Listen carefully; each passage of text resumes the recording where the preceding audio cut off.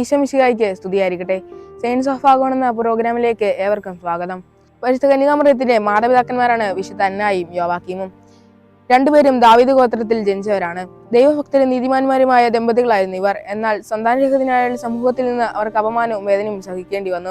പരിശുദ്ധ കന്യകാമറിയം ലോകരക്ഷകനായ യേശുക്രിസ്തുവിന്റെ അമ്മയായി ലോകത്തിന് പ്രത്യാശ നൽകാൻ ജനിച്ചത് വിശുദ്ധ മാതാപിതാക്കളിലൂടെയാണ്. വിശുദ്ധ അന്നായും വിശുദ്ധ യോവാക്കീമും മറിയത്തെ ദൈവഭക്തിയിലും വിശുദ്ധിയിലും വളർത്തുന്നതിൽ അതീവ ശ്രദ്ധാലുക്കളായിരുന്നു. ദൈവസ്നേഹത്തിന്റെ പാരമ്യം മൂലമാണ് തങ്ങളുടെ വാത്സല്യപുത്രിയെ ദൈവത്തിന് കാഴ്ചവെച്ചത്. ഇതിലൂടെ തങ്ങളുടെ നിർമ്മൽ ശിശുവിന്റെ സഹവാസത്തിൽ നിന്ന് ലഭിക്കുമായിരുന്ന ആനന്ദമാണ് അവർ ബലി ചെയ്തത്.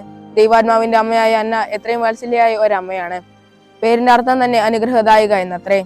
അവളുടെ വാർദ്ധക്യത്തിലാണ് മറിയം ജനിച്ചത്. തന്നിമിത്തം എത്രയും വാത്സല്യത്തോടെയാണ് ഈ ശിശുവിനെ വളർത്തിയതെന്ന് ഊഹിക്കാമല്ലോ. അമലോത്ഭവയായ ഈ ശിശുവിന്റെ ഓരോ കാൽവെപ്പും അന്നായിക്ക് വളരെ കൗതുകരമായിരിക്കണം. ഈ വിശുദ്ധ ദമ്പതികളെ പോലെ വിശ്വാസത്തിൽ ആശ്രയിക്കാനും നമ്മുടെ കുടുംബങ്ങളിൽ വിശുദ്ധിയുടെ അന്തരീക്ഷം സൃഷ്ടിക്കാനും ഇവരുടെ മാതൃ സഹായിക്കട്ടെ എന്ന് പ്രാർത്ഥിച്ചുകൊണ്ട് നിർത്തട്ടെ. നന്ദി.